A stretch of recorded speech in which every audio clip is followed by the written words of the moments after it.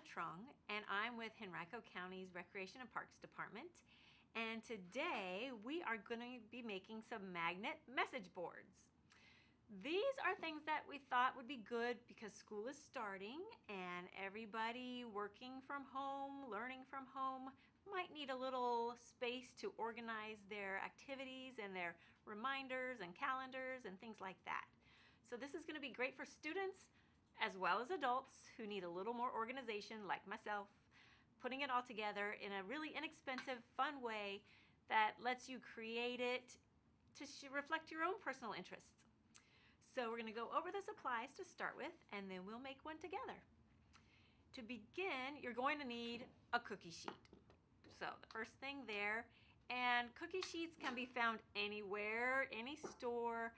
Even if you have an old cookie sheet that is just not usable anymore, those are the best ones to work with because they get a new life. I'll tell you that you can buy cookie sheets anywhere. You can also find them at inexpensive places. I bought this cookie sheet at the store where everything is $1. So I only paid $1 for this cookie sheet. You're going to need decorative paper, scissors, glue, and there's different kinds of glue that you're going to need. So in order to adhere your paper, you can use a spray adhesive, you can use Mod Podge, or I'm going to just work with plain white glue. And there's some little tricks that we'll go over once we get there. You need a hammer and nail for the reason that sometimes cookie sheets don't have holes in them, so you're going to create the hole. Ribbon, string or yarn, any kind of decorative elements to go along with it. Hot glue gun and glue sticks help with those decorative elements. And then, of course, you need magnets of your choice to stick to your magnet board. So let's go ahead and get started. All right, like I said, you need a cookie sheet to start with. So this cookie sheet, it's kind of small, which helps when you're using decorative paper. The decorative paper that I have is scrapbook paper. And it fits nicely. It covers the whole cookie sheet without having to splice it together. But at the same time, I'm going to add different papers to my cookie sheet just to give it some flair. First thing you want to do with your cookie sheet is to make the hole. So all you have to do is find a good large nail that's going to give you a big hole. And you're just going to pound it. And I've already done that here just to save noise. But once you've pounded through, I'm going to give you a helpful hint. Take your nail and wiggle it around. And that makes the hole bigger. Because if you're using ribbon or string or anything, you want really a big hole so it'll pass through easily. Because once you've nailed through it, it gets kind of rough and jagged on the back side. And the ribbon will get stuck up on that and hung up on that, and it'll shred it a little bit. So by making the hole bigger and wiggling it around, that allows your ribbon to pass through quickly and smoothly. Now I've made 2 holes on this cookie sheet, and you can make 1 hole. It just depends on how you want to finish it with your hanging piece. So I've done different ways. I'm going to show you those as we go along. So now I've got my cookie sheet. This one I've left plain. I like the silver tone of it. I'm not going to do anything special to it. I have some other cookie sheets here that I've painted. So after you've made your hole, just any kind of spray paint works. And one thing that I found is that you don't have to spray the whole thing because you're going to cover it with paper. Just spray the edges, and it really needs a couple of coats to get it on there. Something to help it adhere. You take a little bit of sandpaper and kind of scrape the edge, rough it up a little bit. The paint will stick better that way too. And I just used some spray paint I had in the garage to add a little bit of a color to the edges. Just something extra. So now I've got my holes painted if I want to paint, and now I need to look at my paper. I've chosen these papers to start with because I just like the colors, and I have a niece that really likes purple, and I'm thinking of her for Christmas. I'm getting ahead of the game here.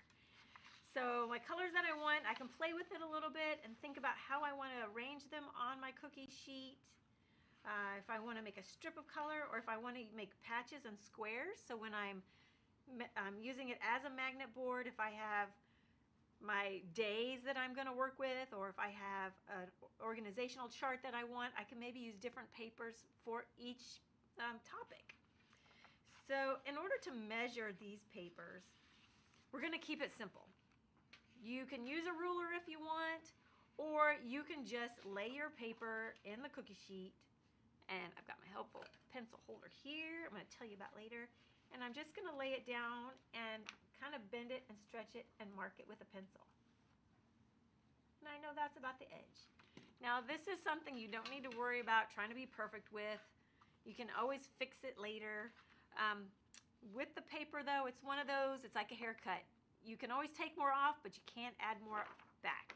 So get your measurement, at least go over by a little bit if you want to do that, rather than cutting too much off. If you cut a little off, that's okay. We're going to finish it with something extra to cover up that little bit. So I've got my mark on my paper, and I'm going to use my paper cutter because that's just easier for me. And I'm going to lay it in there and cut the paper. And here's my mark. We'll see if it fits. Just right. Perfect. But as you can see, I've got a little edge here. It doesn't cover the whole cookie sheet, and that's not my intention. My intention is to add some other color to a portion of the cookie sheet. So here, if I want, I can just use my first paper and measure it with that. I don't have to go back into the cookie sheet. It's up to you. And I'm going to go back and cut this piece.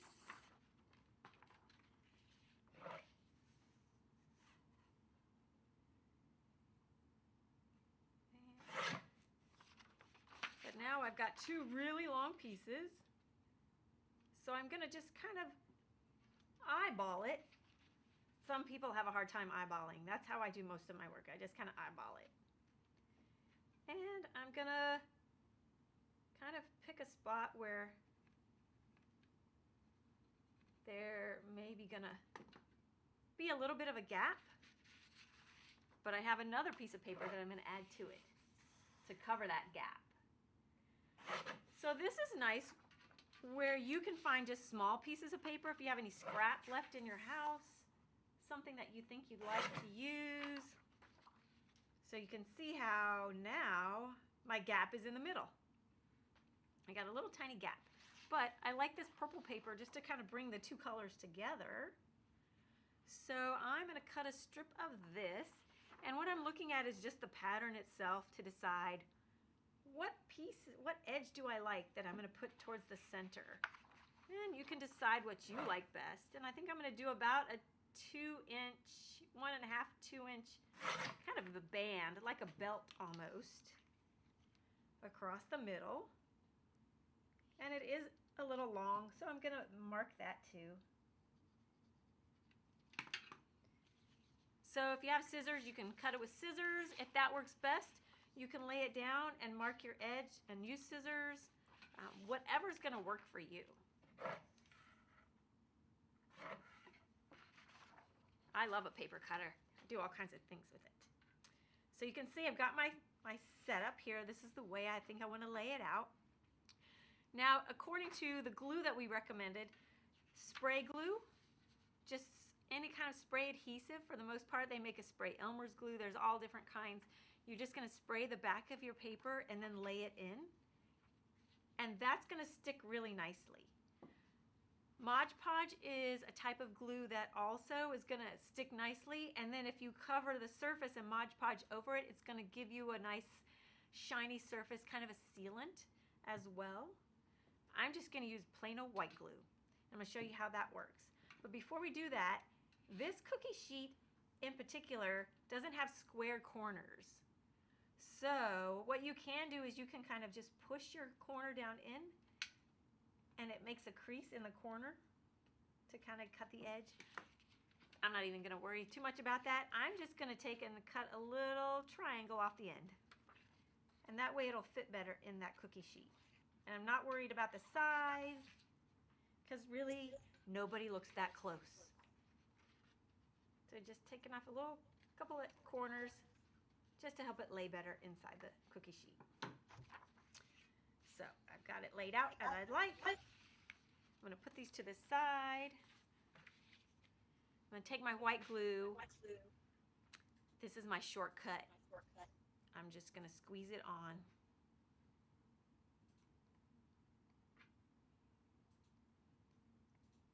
All over the pan. I learned this from my friends at Recreation when we were painting large surfaces. Instead of dipping the brush in for each place, we just squirt it on and spread it out. So I'm just taking a brush and I'm just going to spread it. Try and get to the edges so that the paper's not going to curl up on you. And this type of glue dries clear, so if it goes over, that's fine too. The one thing you want to do is you want to make sure it's a thin layer. Because I found out that if it's too thick, your paper will wrinkle and it might tear. So that's something you want to be concerned with. Just make sure it's all spread out nice and good. You think you're making cookies and spreading some butter or oil on the cookie sheet, but we're doing it with glue. All the way to the edges. All right, now I'm going to take my paper and I'm just going to lay it in. And this is like laying on a phone screen cover almost. Kind of the same concept. We're just going to lay it in there. And you can go around the edge because the lip and the cookie sheet kind of bends inwards and down. So you can use your finger to press it down in a little bit. We want to go around the edges. We want to go around the whole thing and just keep pressing. One thing that you want to take into consideration is the thickness of the paper you're using. Scrapbook paper can be a little thicker, so that can be helpful. If you're using tissue paper, I don't think that would be good for this, unless you want to use your spray adhesive. And then you might spray the pan and lay it down, but once you lay it down, it's going to stick. So you have no give with a thinner paper. It's going to be harder to work with. So we're just going to smooth it out everywhere. I still have that kind of gap in the middle, so I'm just trying not to rub my hand all over that. But I still have my purple piece of paper that I want to lay in the middle. And that little gap is not enough glue to glue this down. So you might think of it as two ways. You might think of it as adding more glue to the center or just adding more glue to your paper so you know it's getting all the way to the edge. I got to open it. Now I'm just going to put a thin layer of glue on this one around the edges. Try and get the corners a little better. Because once I lay it down and spread it, it should spread out to the edges itself. So we're going to flip this over, lay it in place, and just kind of push it down with our fingers. And I can feel the paper is already kind of starting to curl in certain places. So I just want to be careful of what I'm touching, and I don't want to like push hard and spread it out. The paper will tear as well. So you'll see the paper start to curl up with this white glue, and that's okay, because once you cover it with all these good things, you won't even notice it. So I've got my band, and that is pretty much as it looks like. Now we need to think about how we want to accessorize it. And I don't mean the things that you're going to use the magnets to put on the board. Any extras or details or things that you'd like to add to it. I have a bunch of ribbon. I have all these different yarns that I just took out of my stash. And I like a lot of the colors that go with it. It kind of blends nicely. So my thought for this one is I was going to just hang this and put some tassels on it. Before I do that, something that you could do, and I've done on this one, is I made an edge to it. So I took, let's see if I can put it up there so you can see, there's actually a yarn that I've hot glued around the edges, and that covers any paper edge that might not be straight. But I realized, like, once it's on the wall or far away, you don't notice how straight your edge is if you're 2 feet away from it. It really blends nicely. But for this cookie sheet, I think I want to use this yarn, and I've got 2 holes. So what I'm gonna do is I'm going to have my yarn go, like I said, there's going to be one smooth side and one kind of rough side. I'm going to put through the holes, and the holes are big enough so this fits smoothly through both sides. So I've got my hanging here. I can hang it from here, but what I'm going to do is I'm going to add some tassels to the end of this, and I'm just going to wing it. So I want to, one of these, I think I'm going to just wrap from here. I'm going to cut this, and I'm going to tie these together.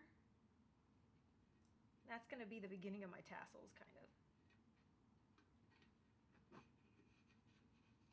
So I've got it hanging, and to make a tassel, you can just wind around your hand as many times as you think you want the thickness of your tassel to be. I'm going to keep them kind of thin. So I probably wrapped around like 8 times. I'm going to cut that. I want another piece of string about 8 inches. So I've got a loop. I'm going to drop my extra string through the hole.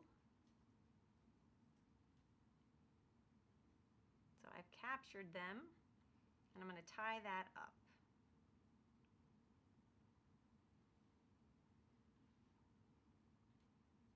Now I've got my loops. I'm going to take an extra piece, and I'm going to hold all my strings in one hand. This can be tricky sometimes. Lost my string. Sometimes you need 2 hands, an extra pair of hands to do this, and I'm just holding it tight, but I'm going to wrap it around.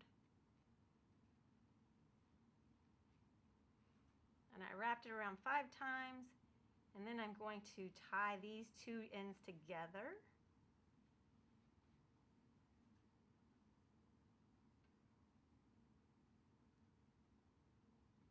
So I've got my tassel.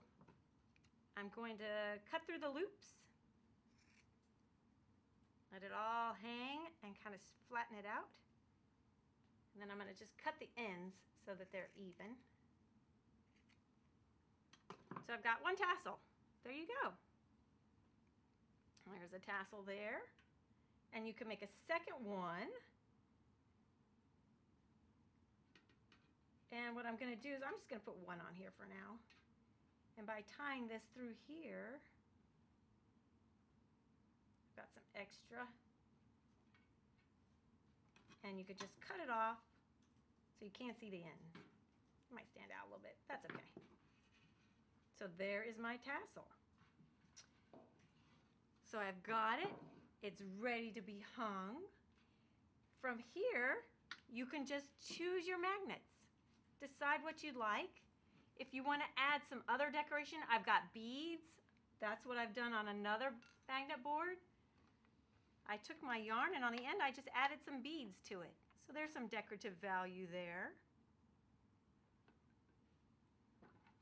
This one I think is going to look good hanging on the wall. This one I wanted to bring up as well, not just cookie sheets, but pizza pans. Again, I got this for $1, and I spray painted it, and I didn't add any trim to the edge. I've got a sticky note just to remind myself, great job. A tin where I can find my push pins. This one I just put a ribbon through and tied knots.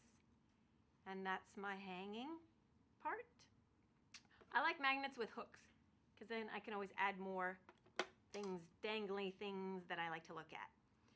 So this is a great way to just get yourself a little bit more organized. Add things to it that you like to look at, not just reminders, but maybe some inspirational quotes, something like that. And really just add a little bit of flair to your space. Whether you're in school or just need some decorative element in your home, You can check this out. Also, what I wanted to tell you is that we have another video that you can watch on our YouTube channel about how to make a tin can pencil holder. So you can put it all together and have a whole setup ready to go. So I hope you've enjoyed this program and had a good time, and know that you're only held back by your imagination. So if you'd like to see more of these, check out our website, henrico.us/rec. That can take you to our YouTube channel. Please subscribe to that because there's so many good things that pop up on it on a regular basis. So I hope you've had fun today. Thanks for joining me.